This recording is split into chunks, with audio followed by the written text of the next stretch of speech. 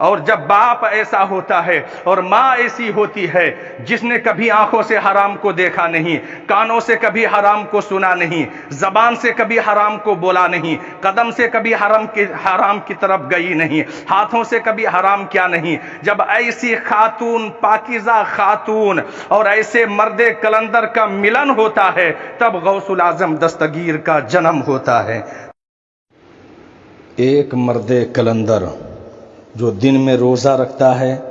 رات میں اللہ تبارک و تعالیٰ کی عبادتوں میں وقت گزار دیتا ہے۔ ایک مرتبہ دریا سے بہتا ہوا ایک سیب آتا ہے جسے افطار کے وقت میں انہوں نے دریا سے نکالا اور اس سیب کو افطار کے لیے رکھا، اور جب وقت افطار آیا تو انہوں نے اس سیب کو تناول فرما لیا۔ تناول فرما لینے کے بعد دل میں خیال آیا، نہ جانے یہ سیب کس کا ہے، کہاں سے بہتا ہوا آیا، یہ سیب جس باغ کا ہے اس باغیچے کا مالک کون ہے؟ میں نے دریا میں بہتا ہوا سیب آیا اور میں نے انہیں نکال کر کے کھا لیا، کہیں ایسا نہ ہو اللہ تبارک و تعالیٰ کی بارگاہ میں اس چیز کے بارے میں پوچھا جائے اور میری گرفت ہو جائے۔ وہ دریا کے کنارے سے چلتے چلتے اس باغیچے تک پہنچے جہاں سے ندی کے کنارے میں ٹہنیاں لٹکی ہوئی تھی، اسی سے سیب ٹوٹا اور دریا میں آیا اور وہ بہتا ہوا جا رہا تھا، جسے نکال کر کے اپنے وقت کے کلندر حضرت ابو صالح موسیٰ جنگی دوست نے افطار کے وقت میں افطار کیا اور تناول فرما لیا۔ جب اس باغیچے میں پہنچے تو معلوم کیا لوگوں سے اس باغیچے کا مالک کون ہے، اس باغیچے کا مالک کون ہے؟ تب پھر لوگوں نے بتایا اس باغیچے کا مالک حضرت عبداللہ صومعی ہے،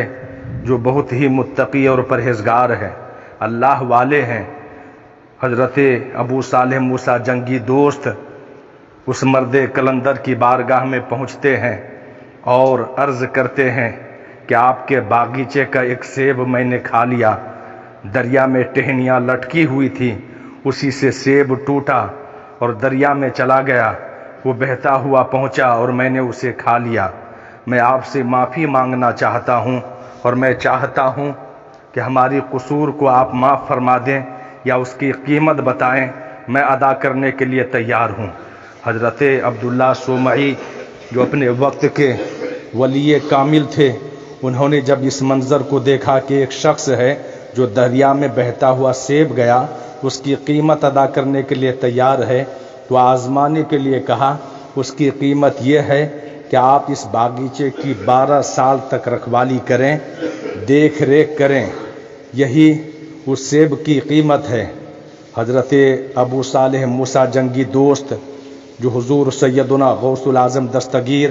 عبد القادر جیلانی کے والد بزرگوار ہیں، وہ تیار ہو جاتے ہیں اس باغیچے کی رکھوالی کرنے کے لیے، بس ایک سیب کے بدلے میں، وہ بھی جو دریا میں ٹوٹ کر کے گر گیا تھا اور بہتا ہوا دریا میں جا رہا تھا، اور دریا سے نکال کر کے انہوں نے تناول فرما لیا تھا۔ آپ دیکھیں اللہ والے کیسے ہوتے ہیں اور خشیت الہی دل میں کیسے مجزن ہوتی ہے کہ ایک سیب جو دریا سے نکالا اس کی قیمت ادا کرنے کے لیے تیار ہو گئے، اور وہ بھی اس کی ایسی قیمت جو ہر کوئی ادا کر ہی نہیں سکتا ہے، وہ کوئی مرد کلندر ہی ہوگا، وہ کوئی اللہ والا ہی ہوگا جو اس طریقے کی حالات سے وہ گزر کر کے منزل مقصود تک پہنچیں گے۔ تو برسوں تک وہ حضرت عبداللہ صومعی کے باغیچے کی رکھوالی کرتے رہے، اور ایک وقت آیا کہ باغیچے کے مالک حضرت عبداللہ صومعی جو عبد القادر جیلانی غوث الاعظم دستگیر کے نانا جان ہیں، وہ آئے، انہوں نے کہا کہ آپ برسوں سے اس باغیچے کی رکھوالی کر رہے ہیں، کچھ پھل لے آئیں میں انہیں تناول کروں۔ باغیچے سے جو بھی سمجھ میں آیا انہوں نے پھل لے کر کے ان کی بارگاہ میں پیش کر دیا۔ جب انہوں نے کھایا تو انہیں پتہ چلا اس میں کچھ کھٹے بھی ہیں، کچھ میٹھے بھی ہیں، تو کہا آپ کو تقریباً برسوں ہو گیا، آپ کو پتہ نہیں اس باغیچے میں کون سا پھل میٹھا ہے، کون سا کھٹا ہے، کس کا رنگ کیسا ہے؟ تو حضرت ابو صالح موسیٰ جنگی دوست نے فرمایا میں باغیچہ میں رکھوالی کرنے کے لیے رکھا گیا ہوں، میں اس پھل کو کیوں کھاؤں؟ ایک سیب کے بدلے میں 12 سال تک میں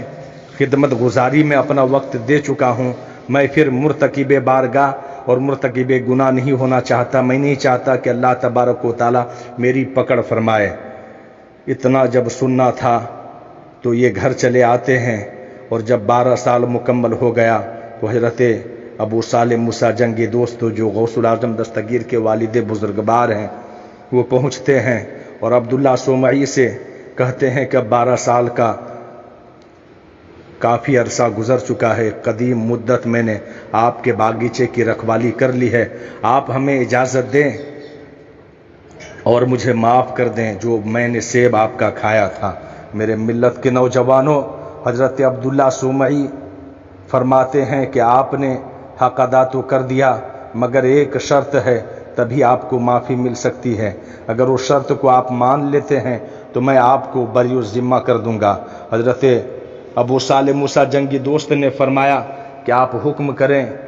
کون سی شرط ہے؟ تو کہا ایک میری بیٹی ہے جو آنکھ ہے دیکھ نہیں سکتی، کان ہے سن نہیں سکتی، پیر ہے چل نہیں سکتی، ہاتھ ہے مگر کوئی کام نہیں کر سکتی، اس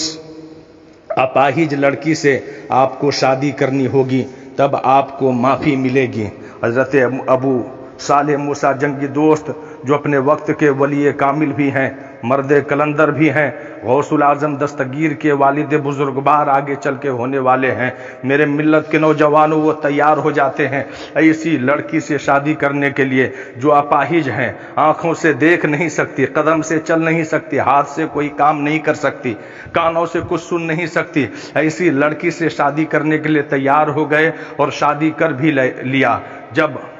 ملن کا وقت آیا اور دروازے پر پہنچے تو معمول کے مطابق، سنت کے مطابق دروازے پہ دستک دیا، دروازے پہ دستک دینے کے بعد سلام کیا، جو ایک مسلمانوں کا طریقہ ہوتا ہے، جو سنت نبوی ہے، اسی طریقے پر عمل کرتے ہوئے حضرت ابو صالح موسیٰ جنگی دوست نے سلام کیا، دروازے پر دستک دیا، اندر سے سلام کے جواب آئے اور پھر اس کے بعد دروازہ کھولا بھی گیا۔ دیکھتے کیا ہے، ایک حسین و جمیل خاتون ہیں جنہوں نے دروازہ کو کھولا ہے، چاند سا چہرہ ہے اور نہ پیر سے اپاہج ہے، آنکھوں سے دیکھ بھی سکتی ہے، کانوں سے سن بھی سکتی ہے اور ہاتھوں سے دروازے کو بھی کھولا۔ وہ پلٹ کر کے حضرت عبداللہ سومعی کی بارگاہ میں پہنچتے ہیں کہ آپ نے تو کہا تھا کہ ایسی خاتون ہے، ایسی لڑکی ہے جو اپاہج ہیں مگر وہ تو دیکھ بھی سکتی ہے، سن بھی سکتی ہے، ہاتھوں سے دروازے کو کھولا، چل کر کے دروازے تک آئی ہے، ایسا کیسے ہو سکتا ہے؟ حضرت عبداللہ سومعی نے فرمایا ہاں میں نے آپ کو کہا تھا کہ وہ اپاہج ہے، اپاہج اس لیے کہا تھا کہ ان کی آنکھوں نے کبھی حرام دیکھا نہیں ہے، انہوں نے اپنے ہاتھوں سے کبھی حرام کیا نہیں ہے، اپنے قدم سے چل کر کے حرام کی طرف گئی نہیں ہے، کانوں سے کبھی انہوں نے حرام سنا نہیں ہے۔ میرے ملت کے نوجوانوں، آپ ذرا غور فرمائیں، باپ ایسا ہو، اب حضرت ابو صالح موسیٰ جنگی دوست جو ایک سیب کے بدلے میں 12 سال تک باغیچے کی رکھوالی کرنے کے لیے تیار ہو جاتے ہیں اور ایسی خاتون سے شادی کرنے کے لیے تیار ہو گئے جو اپاہج نینگڑی لولی ہے، اور جب باپ ایسا ہوتا ہے اور ماں ایسی ہوتی ہے جس نے کبھی آنکھوں سے حرام کو دیکھا نہیں، کانوں سے کبھی حرام کو سنا نہیں، زبان سے کبھی حرام کو بولا نہیں، قدم سے کبھی حرام کی طرف گئی نہیں، ہاتھوں سے کبھی حرام کیا نہیں، جب ایسی خاتون، پاکیزہ خاتون اور ایسے مرد کلندر کا ملن ہوتا ہے تب غوث الاعظم دستگیر کا جنم ہوتا ہے، تب غوث الاعظم دستگیر کا جنم ہوتا ہے۔